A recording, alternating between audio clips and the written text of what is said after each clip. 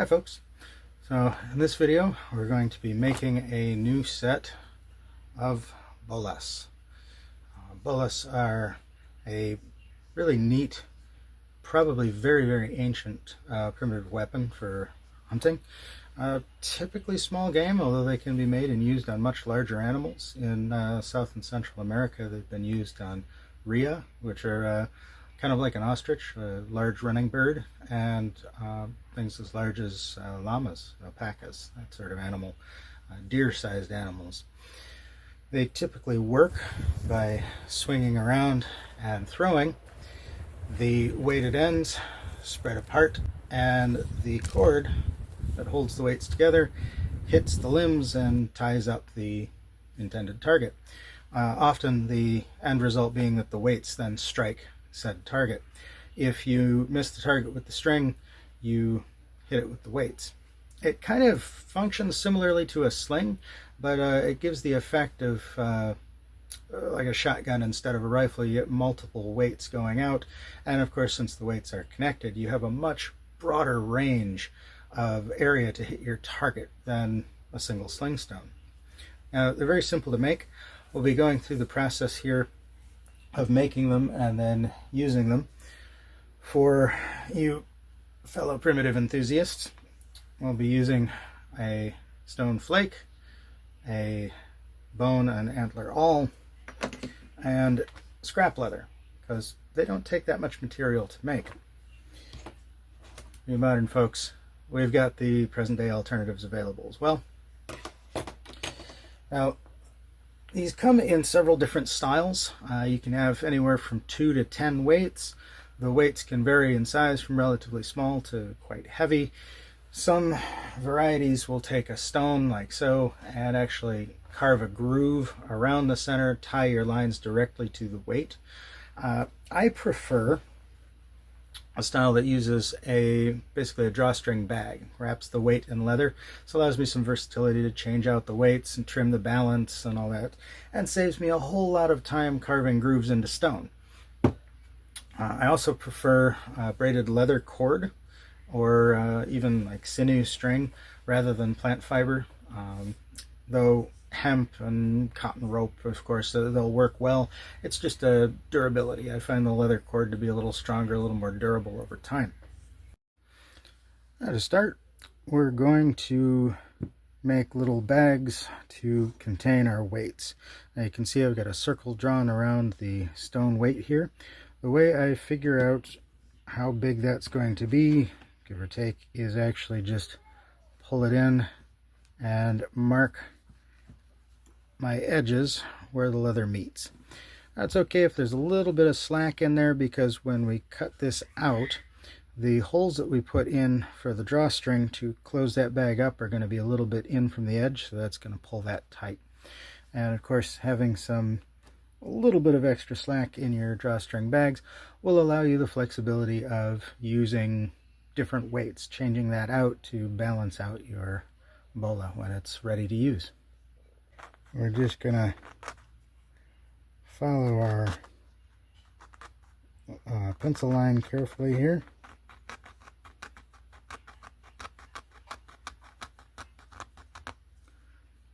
And trim our drawstring bag to shape. It's going to be a nice circular shape once it's cut out. And of course, want to be careful coming up on the end there that we don't slip and slice ourselves. If you are not quite so Stone Age in your construction methods, you are always welcome to use a pair of scissors to do the same job.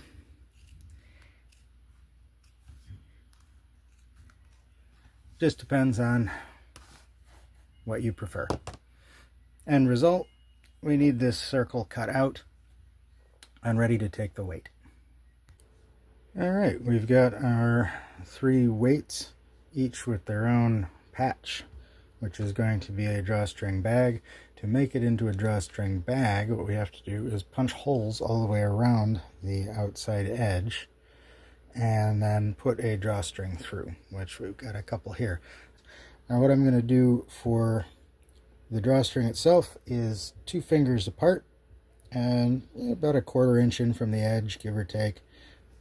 I'm going to make these marks, just run all the way around, and those are going to be where we punch the holes through to put the drawstring in. And we'll show you how to do the drawstring and the holes next. Alright, now we've got our holes marked all the way around, all 3 patches. I would like to point out that if you're making this for yourself instead of for demonstrative purposes, you don't actually have to mark these off. They don't have to be perfectly aligned. You can just make a hole, measure out the next one, and then make the next hole. Now, the awl, whether it's bone, antler, or modern steel, works the same way. It's just going to poke a hole where we have that mark in place, like that. Be very careful you don't poke a hole in your finger as well. It's very uncomfortable. I like to use the round awl because it doesn't tend to cut the fiber. It makes a little bit of a stronger hole. It just sort of separates the fibers of the leather. Now, you can go through and punch all the holes one at a time and then come back, or you can sort of sew as you go like this, but you're just going to pull your leather cord through like this. This one's good and tight. That's what we want. And next hole. Now you're going to start on the outside and go to the inside and pull it tight like that. From outside in.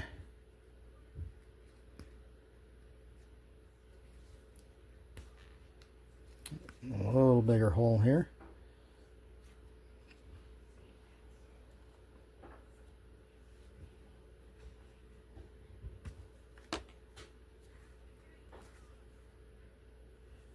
And outside back in, and you see how that's going to gather that up and just pull that tight around our weight. And you can see the bone one works just the same as the steel one. Functionally equivalent, just different materials, same technique. Can't improve on perfection.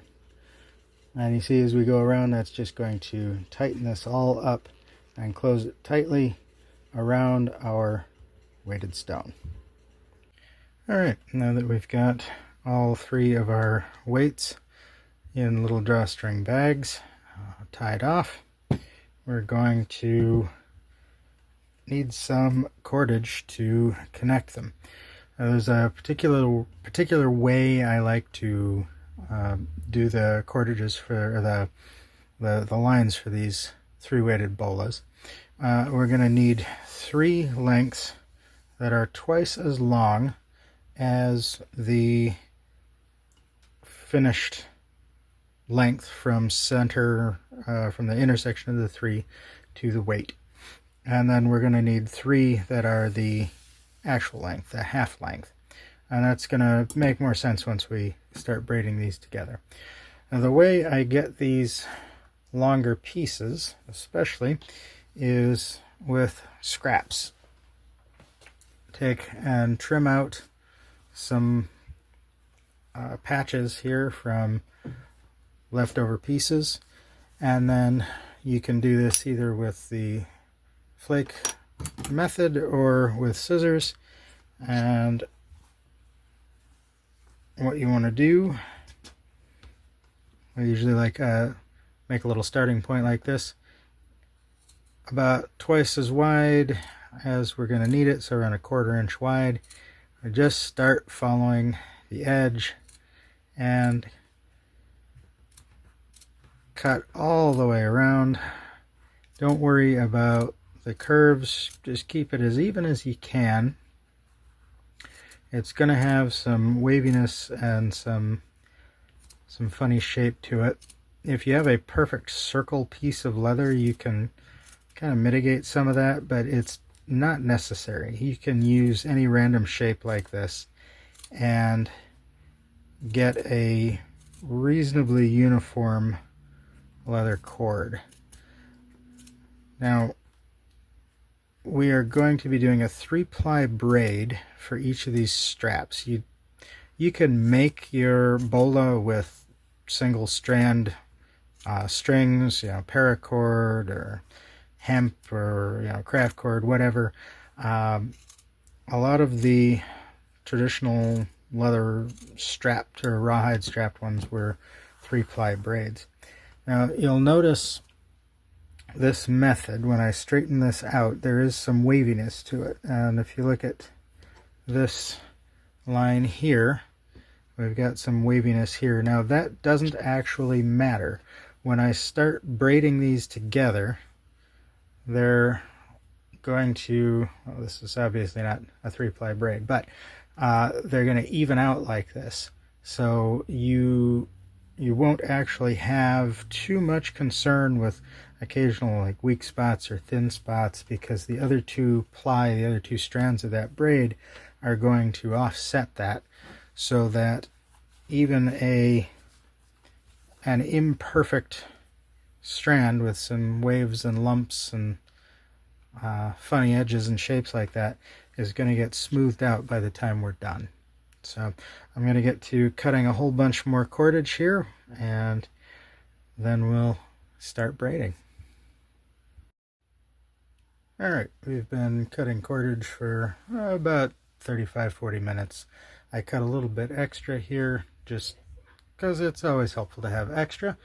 I've got my 3 strands here that are the same length. We're pretty close to it, and we'll trim those even as we're working with them later.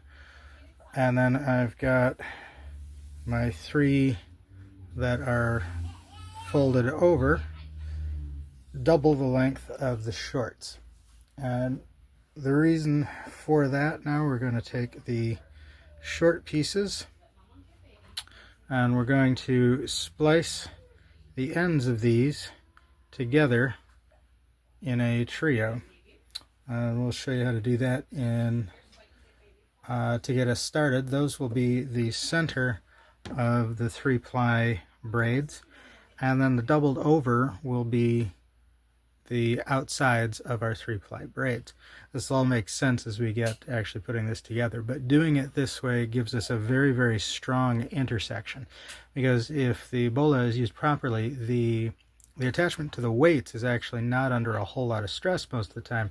The center of the cord, the intersection of the cords that are attached to the 3 weights, is what's going to actually hit the target, and that's going to be under the most stress of the entire instrument. So we're going to start by putting together a very, very strong foundation for that, so that it will last for as long as we can possibly make it last.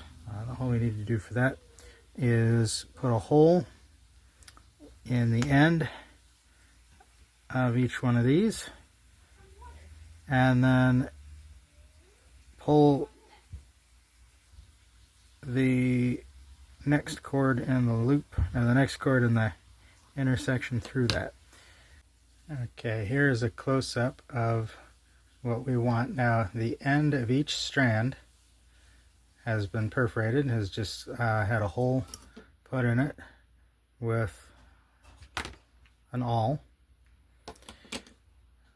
For 2 of these, you can just pull the end through, like you can take this end through, pull it through real short. For the last one, you have to go the long way, pull the whole length through. But what's important is that these strands, when you pull these tight, they come together in the middle, so that each one is in contact with the other 2. So for example, this one is tied or is looped around this one, and this one is looped around this one, and so on. So you get this sort of little infinity splice in the middle. And that is the center of our 3-strand bola. Now, our next step is going to be to actually start the braid. That's going to be a little tricky to get started, but once it's started, it goes pretty quick. Okay, our next step is to start braiding the strands. Now the way we're going to do this is we're going to take our 3 short lines that have been spliced together in the middle here, and we're going to take our long strands. We're going to line up the ends of the long strands, pull them through our fingers until we have a middle, and that middle is going to line up here. Now if you look here, you can see that's the long strand, this is our short strands spliced together, and then another long strand on the other side, and then the third will be on the back side here. Now doing it this way means that this is a solid piece here on the outside of our spliced pieces that makes sure we have a strong joint in the center. So like I mentioned previously, that center joint is going to be under more stress than any other part of the string or the finished strand. Now, what we'll do here, once I get this started, I'll actually clamp it down to the table. We'll show you that in a minute. We're just going to start this as a standard 3-ply braid, just over one, under the other, and back and forth like so. Now when we start braiding the other 2 sides, we'll pull this extra tight and make sure that it's got a good solid tight joint in the middle here, so that it's not wiggling around or putting any stress more than is absolutely necessary on this splice point. Now just a second look here so you can see I marked the center of these to make sure that they're lined up, and we're just going to cross it over the center core and then under the other side here. Keep that good and tight. I want to make sure we pull our strand all the way through so that we're not getting tangled up as we proceed. And we want these to be pretty tight, pretty consistent braids. It's worth it to take your time, especially starting that first braid and the first strand here. Now this braid will lock in the other 2 here, this part of the other 2 at least, so then that'll be much easier to keep lined up. And we can see when we go here, there's a little looseness, so we want to make sure that's going to stay good and tight. There we go, as we braid along. Now you'll see how this comes together as I braid in the other strands, how it keeps it tight in the center. This is really all about reinforcing any weak points in the center, in the strands. We're not paying too much attention to the lengths of the cords. They're all about fingertip to opposite shoulder, so maybe 3 feet long or so, and then double that for the longer ones. When we get to the end, we'll splice those all together and trim them evenly when we attach the weights. You'll see how that all works. Alright, now we are at the end of the shortest length on our first trio of strands here.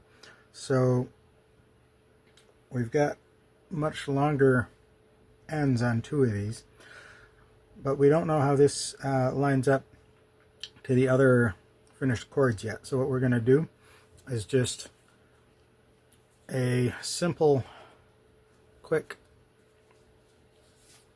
overhand knot right at the end. Not going to pull it tight, just tight enough to keep it from unraveling. And then we're going to braid our other two strands and compare those lengths. If we have to, we can splice in a little bit of length on a couple of these strands and continue the braid. Because we have solid strands reinforcing the splice, it'll be strong enough and we can get these all equal length when they're finished. Here you can see once the three strands are all braided, how that center sort of splices together and becomes a pretty strong reinforced intersection. So now whichever part this hits on your on the target, there's a solid piece of leather on the outside, and then the splice that we started with makes up the core. And you can still see down here the splice is still in there. It's just protected by unspliced solid leather, so it makes it much stronger. It's definitely worth the effort of putting together this way. Alright, so we've got all three lines braided, and I've finished them off with an overhand knot. Just real simple. Now you can see each line, we've got our three strands from the 3-ply braid. We've got a short strand and two long ones, and this actually worked out. Didn't quite plan it this way, but it worked out this way. We're going to use it. So what we're looking at here is the spliced lines, the inside lines, are a little bit shorter than the long lines that we used. And so with the braid finished, our splice line is a little bit shorter than our long lines. Now that becomes very useful to us because there's a couple of ways that we can attach this weight to the end of the line. Now I did this as a drawstring bag earlier in the video to show you how it works. Easiest way to attach it like this is to actually just tie the drawstring of the bag above the overhand knot, and then the line here below the overhand knot to the bag so that it's sort of double tied. Now that's helpful because it secures that bag closed very tightly, which you want. You don't want your weights to fall out. It also makes it kind of modular, so if you untie a couple of knots, you can open the bag up and change out the weights. What we're actually going to go ahead and do, since we've got enough slack on all three of these, is sort of cut out the middleman on this one. We're going to pull out the strands that I used to make these drawstring bags in the first place, and I'm actually going to just rethread them with the slack lines off of the bola. That's going to become the drawstring to our bag here, and that's going to give us a drawstring bag, a weight bag that we can actually open up and adjust, and we'll just tie this tightly closed once they're on there. So I'll show you that process. That's going to allow us to keep this adjustable, modular, repairable, and if we want, we could actually in the future take that bag off completely, splice another length of leather in here, and lengthen this out however much longer we want just by untying this line. So it's going to allow us some sort of unplanned bonus flexibility on this particular build. If you're building one of these at home, then of course you can do this on purpose and just have that built-in flexibility, or you can do it like this where it's just tied securely and it's still modular and repairable, but it's a little bit more finicky to get in and out of.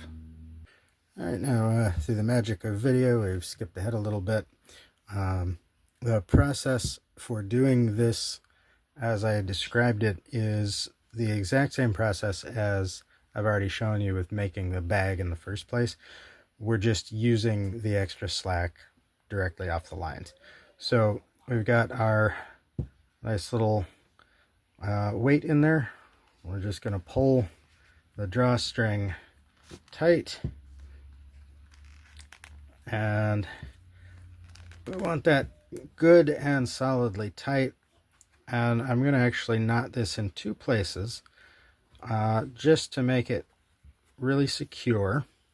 I'm going to do a square knot here to keep the bag nice and tight.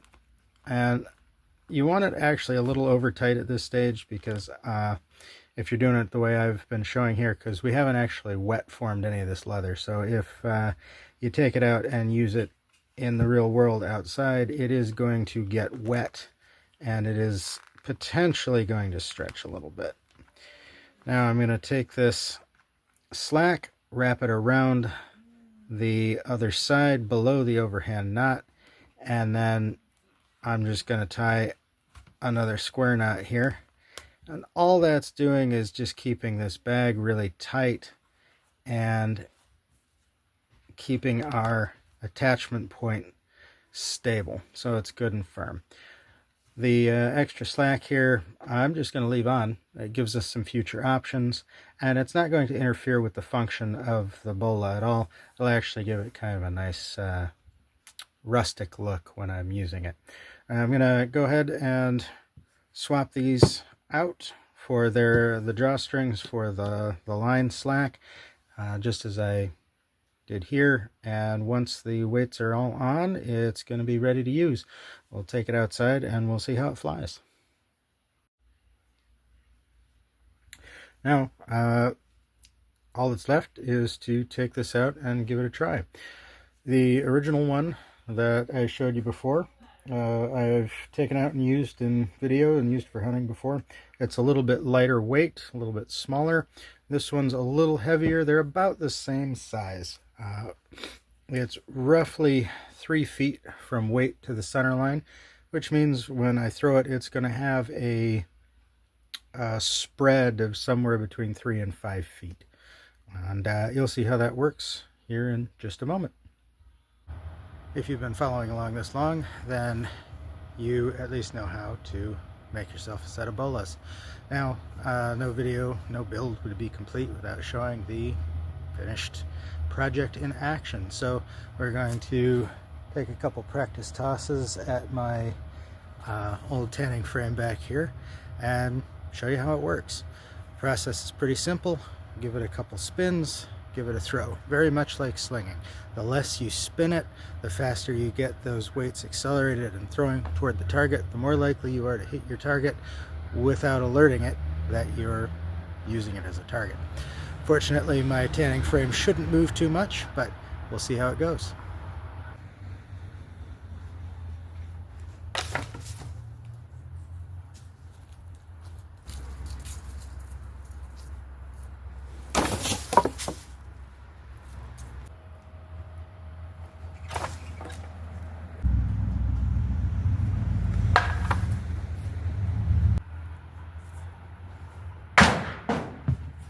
This has been making and using the bolas.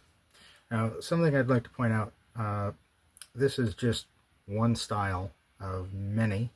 Absolutely, if you want to make something like this, do a little research, look into it, and make the style that speaks to you. Now, something I'd like to point out in the last couple of shots there, where the bolas didn't wrap around the frame, the last one in particular, when it missed the frame and hit the canoe behind. The bolas need a little bit of distance between the thrower and the target for the weights to spread out and open up the cord to wrap around it, as you typically see in media, for example. This is still an effective hunting tool at close range, particularly on small game or medium game, because these are rocks. This is heavy weights. And as you can hear from the aluminum canoe there's quite a lot of impact. And that's actually why I kept that miss of my intended target in place. If you're hunting something up to the size of a deer at a distance where the cords are going to wrap around the legs, then it's going to work as you intend, as you imagine. Or birds in flight, for example, as the style would be used for. If you are a little off one way or the other, you miss, and just the weight hits your target, you still have a very good chance of putting down that target and bringing home supper. All the more reason, though, to use caution when making and using your own set of bolas. Maybe don't throw them in your backyard. Kind of don't do as I just did. Thanks for watching.